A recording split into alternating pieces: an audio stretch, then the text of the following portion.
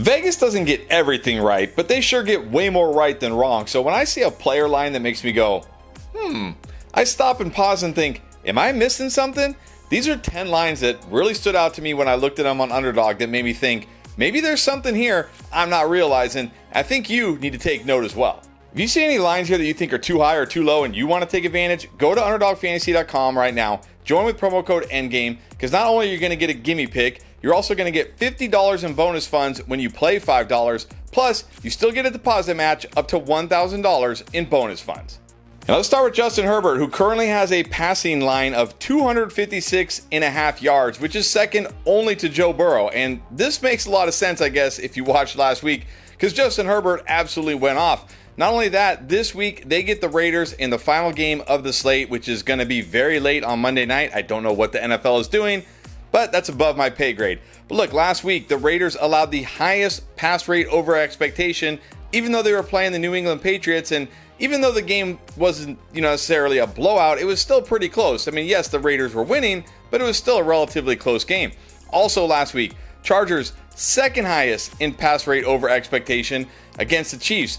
We have two teams here that like to pass the football apparently and are going to pass the football. And I'm not scared of this Raiders defense at all. Justin Herbert just torched the Chiefs. I think he can torch the Raiders.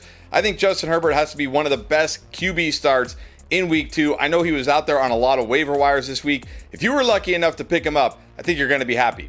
And then next we have Jared Goff, 248.5 passing yards, which is the 4th most on the week. Look, I know it was a terrible week for the Lions last week, but a couple things here. Number 1, on the road. Number 2, on the road against the Packers, who I think we now have to realize have one of the best defenses in the NFL. And they don't even have Parsons out there full go yet. This defense is going to be a juggernaut this year. But now the Lions are at home, which is always better for this offense. They get to face the Chicago Bears, who, yes, they did a decent job against J.J. McCarthy and the Vikings last week, but that was J.J. McCarthy's first start. I'm not worried about Jared Goff here. I don't know if he quite has the upside of Herbert. I mean, I know he doesn't have the upside of Herbert, but this is a guy we've seen. He's been solid. I'm not worried about the Lions offense after one poor game last week against the Packers.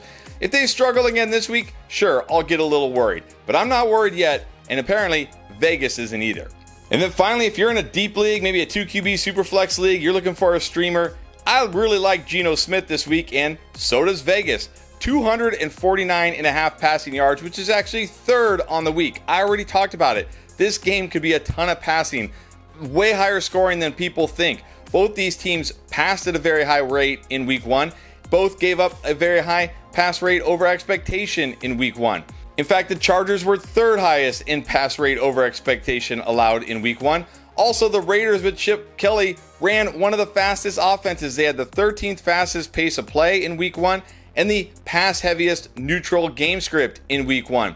Geno Smith is going to be airing it out. Not worried about this Chargers secondary. Hopefully he has Brock Bowers. That would certainly help. But look, Michael Mayer, while he's no Brock Bowers, is a serviceable tight end.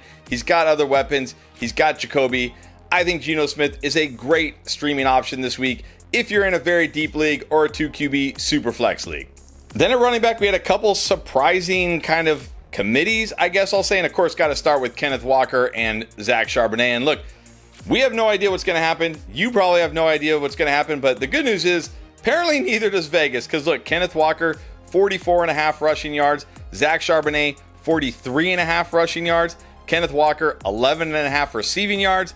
Zach Charbonnet, 9.5 receiving yards. So even Vegas is like, yeah, we don't know. Let's see what happens. But I think there are some encouraging potential signs here for Kenneth Walker. I was listening to Greg Schiano of Coach Speak Index go over this, and he was listening, he listens to all the press conferences, and he was talking about how Mike McDonald, the head coach, was asked, like, hey, why was your zone run rate so low in week 1? Was that like a game plan specific thing? Because the Seahawks only ran that outside zone on 31% of the running plays, where the last 2 years in Clint Kubiak's offense, in different teams, of course, it was well over 40%, and last year it was almost 50%. Now, Mike Macdonald said something to the effect of like, we don't want to give away our game plan, but he also said, we are an outside zone running team. We need to do that more. I think they're going to do that more. Part of me wonders if last week with Kenneth Walker missing most of camp, having very limited practices, if they knew they weren't going to play him a lot last week, and so they went to a more man gap concept because that is what benefits Zach Charbonnet more.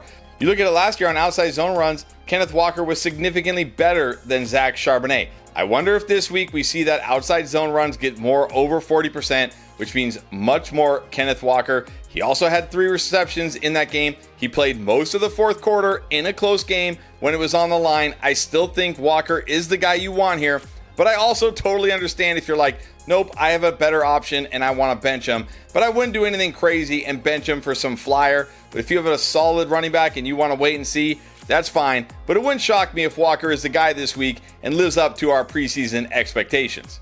Now, the other kind of surprising split here was James Conner and Trey Benson in week 1, but look, Vegas still really likes James Conner this week, and so do I. They've got him at 63.5 rushing yards, Benson only 33.5 rushing yards, and this is a fantastic matchup against the Carolina Panthers. Travis Etienne just ran wild against this defense. They were one of the worst run defenses last year. It doesn't look like they've gotten any better, even with Derrick Brown being healthy. James Conner played 64% of the snaps, although he did only have 4 more carries, but he had a very strong 13.8% target share, and he had over 17 expected fantasy points in that game last week. I still think Conner is the guy who's going to get most of the run here. He also out-touched Trey Benson 2-1 inside the 10-yard line. So I think Conner is the guy that we're definitely going to want, especially in this matchup. No, maybe the ceiling is a little bit capped because Benson is kind of starting to eat into his role, and maybe as the season goes on, he eats into that role even more. But right now, Conner is still the guy, and this is a great matchup. Don't do anything crazy like bench James Conner because you're worried about Trey Benson. This matchup is too good, and Vegas apparently agrees. And then another committee that we got clarity on week 1 was the Vikings committee. And look, Vegas has taken note. Jordan Mason, 56.5 rushing yards. Aaron Jones, only 36.5 rushing yards. But of course, you look at the receiving yards. Jordan Mason, 5.5. Aaron Jones, 18.5. So we know how this is going to go. It looks like Jordan Mason is clearly the early down, between the tackles runner, and Aaron Jones is a change of pace pass catching back. But what's interesting in this game, the Vikings offense was really struggling to start, and then they started giving Mason the ball more, and he had some really nice runs and sort of sparked this offense. Wouldn't surprise me if we see even more Mason in the running game. And sure, you may prefer Aaron Jones if you're in a full PPR league because those receptions help, and he does have the juice to score on a long touchdown like we saw last week. But it's hard to ignore a guy who had 15 carries last week, caught a pass, and we know has touchdown upside every single week. There's not a lot of guys that give you that kind of volume, so I think Jordan Mason totally fine in any format this week. Again, Aaron Jones in PPR is fine. I wouldn't start Aaron Jones in a non-PPR league because you're really banking on a touchdown here. But Jordan Mason, I think totally fine this week in all formats. And then A.J. Brown was easily the biggest bust of week 1, and yes, we're all a little bit worried here, but you know what? Vegas is a little worried too.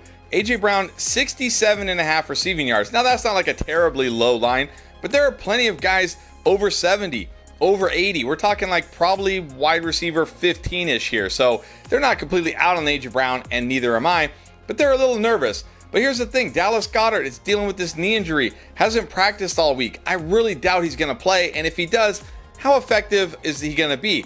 Maybe this is a sneaky good spot for A.J. Brown here. Not to mention, just last week, the Chiefs allowed the second highest pass rate over expectation against the Chargers. They are a pass funnel defense. Very, very good against the run. Just kind of okay against the pass. We saw it in the Super Bowl. They took out Saquon Barkley, but Jalen Hurts and the Eagles threw all over them. Don't panic on A.J. Brown just yet. Don't give up on him. I'm not taking him out of my lineups. I'm not benching him for, flyer guys that you just picked up off the waiver wire. It's A.J. Brown here. He's still a strong start this week. I'm keeping him in my lineups. And if you had any worries about Ladd McConkey after last week, Vegas doesn't. Ladd McConkey, 75.5 receiving yards, one of the strongest lines of the week. But look, even Keenan Allen, 51.5 yards, Quentin Johnston, 42.5. Even these guys are solid. I've already talked about it a couple times here. This is going to be a matchup you want to exploit the passing game on both sides of the football, and that means Ladd McConkey. I already talked about Ladd McConkey on the Booms. I'm not going to go into again why I like Ladd McConkey this week. But if you had any panic about Ladd McConkey after last week and we're thinking about, again, sitting him for lesser wide receivers, do not do it. This is a smash spot for Ladd McConkey, and Vegas agrees with me. Now, last week I was pretty out on Davante Adams, but this week I'm in on him more, and so is Vegas. They have Davante Adams at 60.5 receiving yards, which would be wide receiver 24 on the week. This is a way better matchup than last week. And last week, Puka Nacua played 44% of his snaps from the slot. He had never done that in his career. They stuck Adams on the outside and said, hey, go battle Derek Stingley Jr. He's one of the best corners in the game. Now, I know the Titans have L'Jarius Sneed, but I'm not worried here. And last week, Courtland Sutton had 6 catches, 61 yards, and a touchdown. He was just fine against his defense. Not only that, the Titans allowed the 7th highest pass rate over expectation last week against the Broncos, a team who was controlling that game, like winning that game throughout the entire time, like never really felt like the Titans were going to put a bunch of points on them and have, or what should have, a strong running game. So I'm not going to call Davante Adams a must start or a strong start or anything, but I think he's a very solid wide receiver 2 this week. I think this is a week you should have full confidence firing him up. If you're thinking about chasing Michael Pittman's big game from last week, myself and Vegas are kind of saying maybe you should rethink that, because right now they have him at 44.5 receiving yards. This is like high-end tight end type territory. Like, this is a brutal matchup against Pat Surtain and the Broncos. Last week, Pat Surtain against Calvin Ridley, we told everybody, almost everybody, don't start Calvin Ridley unless your options were absolutely horrendous. We said don't start Calvin Ridley. Pat Surtain did not allow a single reception in coverage last week. Now I'm going to trust Michael Pittman and Danny Dimes against this defense. Look, I know they were great last week. That was the Dolphins. This is like from the worst defense to the best defense. I'm not doing it this week. I think it's way too risky. Then I know Ted McMillan did not have a strong performance last week like the way I hoped, but man, he should have. And Vegas is kind of banking on the fact that like it's going to happen and it might be this week. They have him at 62.5 receiving yards. That's even more than Davante Adams, but look, it makes sense. Last week he led the team in routes, air yards, targets, and target share, and also he tied Xavier Legette for the team lead in first read percentage. He's already clearly the number 1 wide receiver in this offense, and he's only going to get better, and it really should have been a bigger game. There was a couple chances there where they could have connected on and had a much bigger game. I really think an explosion is coming. I think a huge game is coming. Will it be this week? Maybe not, but I don't want that on my bench if it is, and Vegas agrees that this could be a big week. So if you got McMillan, don't worry about last week. Don't bench him again for these lesser guys who don't have the ceiling. I want that ceiling in my lineup in case this is the week it all comes to fruition and he has that big game. And then finally, we got Hollywood Brown. Vegas loves Hollywood Brown this week. 63.5 receiving yards. And I'll be honest, I love Hollywood Brown too, as long as Xavier Worthy is either out or isn't expected to do very much. Because when you look at it last week with Worthy out, he was 4th among all wide receivers in expected fantasy points, and he led the team in routes, targets, target share, and targets per route run. But now the reason I really need Worthy to be out or very limited is because he had a 6.4 average depth of target. That is minuscule. He needs volume. If he's only going to get like 5 or 6 catches, he's not going to have a big game when he's only getting 6 yards average depth of target here. But if Worthy is out again, we're probably going to see this guy get 10 plus targets in this game, which means the volume will be there to make him a monster in your PPR leagues. In your non-PPR leagues, a little more risky, but most people play in PPR. So if Worthy is out, Hollywood should be a great start this week. And of course, if for some reason you missed all our amazing content to help you dominate week 2, I don't know what you're doing, but luckily for you, I got you. You can find it all right here.